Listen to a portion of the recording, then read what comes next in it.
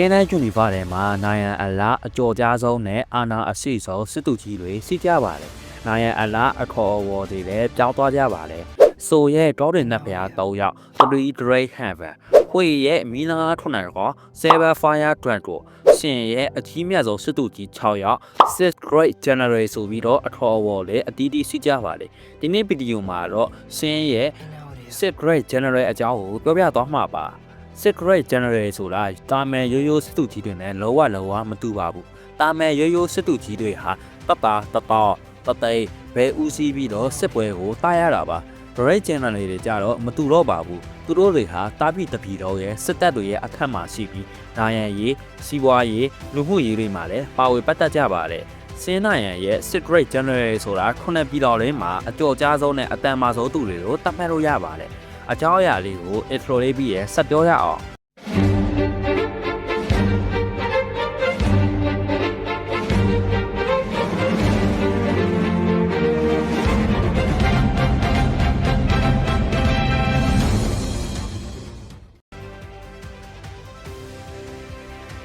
Secret General အဖွဲဝင်တွေကို First Generation နဲ့ Second Generation ဆိုပြီးတော့ခွဲထားလို့ရပါတယ် First Generation ထဲမှာဆိုရင် Hatuti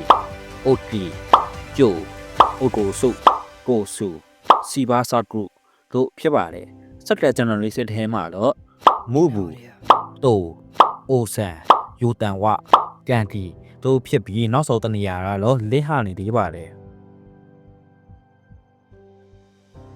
စင်းနိုင်ရန်ရဲ့28ယောက်မြောက်ပရေဖြစ်တဲ့စုဟာတယောက်နိုင်ရန်နဲ့အငယ်အဝါလွေပြတစ်ခုလုံးကိုတစုတည်းဖြစ်အောင်လုံးမယ်ဆိုတဲ့ရည်ရွယ်ချက်နဲ့ Secret General ဆိုတဲ့နာမည်နဲ့အဖွဲ့ဝေတယောက်ချင်းစီသားကိုကိုရာကူကြရွေးပြီးခန့်အပ်ခဲ့ပါတယ်234 BC ရောက်တဲ့အချိန်မှာတော့စင်းရဲ့31ယောက်မြောက်ပရေအေဆန်းကနတ်တက်လာခဲ့ပါတယ်သူ့အဖိုးဖြစ်တဲ့ဘရင်စုရဲ့အိမ်မက်တွေကိုလည်းလက်ထွေစုယူခဲ့ပါတယ်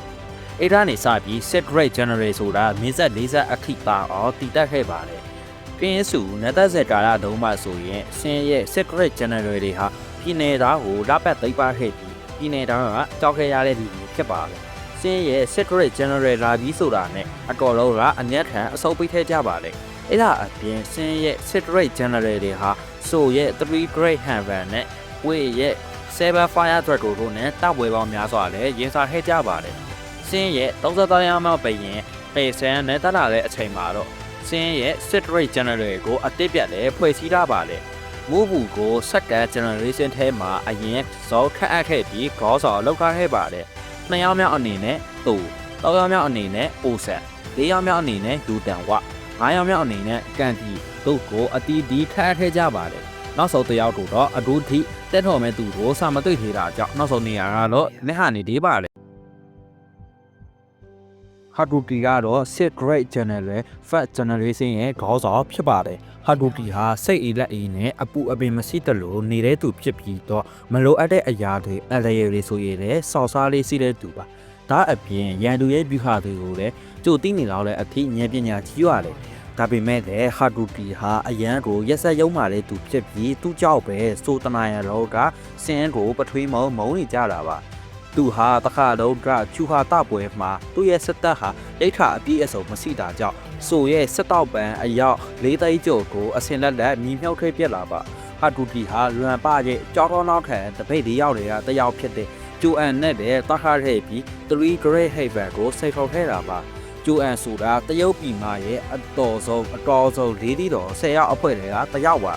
ဆိုရဲ့စစ်တူကြီးဖြစ်တဲ့လွန်ပါနဲ့တဲ့ဘဝတဝက်လောက်หนีပါတခါရဲတဲ့သူပါဟာဒူတီဟာသူ့ခါတော့ကအတော်ဆုံးစစ်တူကြီးတွေကတယောက်ဖြစ်ခဲ့ပြီးစစ်မြစ်ပြေကိုလည်းအတော်ဆုံးထိကြောက်ထဲပါတယ်ရုပ်ပါဆရာဆွဲရည်မှာတော့တိတ်တော့မကြွဲကျက်ထားပြီမဲ့ဗျူဟာပါမှာတော့အထူးတက်လည်းကျွမ်းကျက်ပြီးတဘာဝကိုအတုံးချတဲ့ဗျူဟာတို့သူတီထွေခဲ့တာပါသူ့ရဲ့အဆက်ကိုတတ်မှတ်ရမယ်ဆိုရင်ရုပ်ပါဆရာခေါ်အား86ခေါင်းဆောင်နာမှု62ဗျူဟာ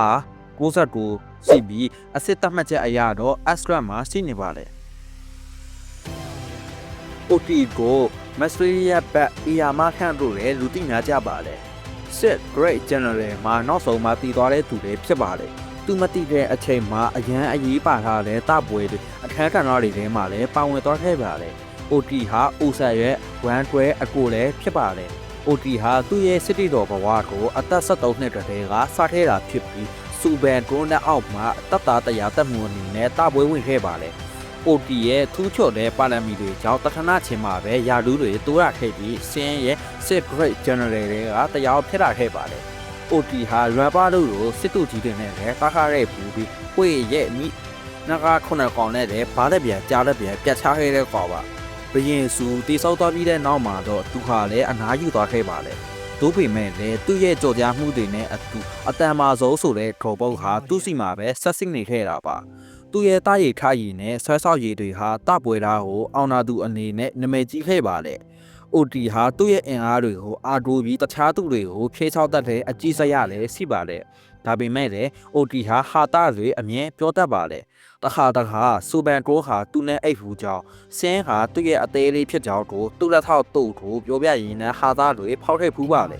ဒါပေမဲ့ OT ဟာကြိုနဲ့ဆိတ်ဆက်ထားတာဖြစ်ပြီးသူ့ချစ်သူကိုထိရတော့အသေးသက်ပြစ်ပါလေသူဟာတားရည်ထားရည်အပြေဘျူဟာပါမှပါတော်တဲ့သူတယောက်ပါသူ့ရဲ့အစင်ကတော့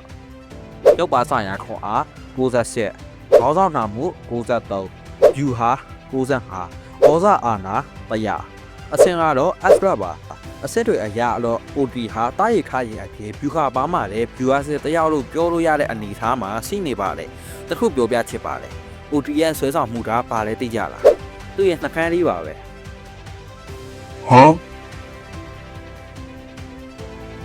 ကျိုကတော့ OT ရဲ့ချစ်စမီလေးပါဒါအဖြစ်ဘယေစုရဲ့တသိပ်ပုံသမီးလေးတွေဖြစ်ပါတယ်သူမကတပွဲအတွင်းမှာမြို့ပေါင်း69မြို့နဲ့အခက်အပြည်နယ်ပေါင်းများစွာတပ်သားပေါင်းများစွာကိုအနိုင်ဆချိုးပေးခဲ့တဲ့မိရသေးစစ်တီတော်တူပါ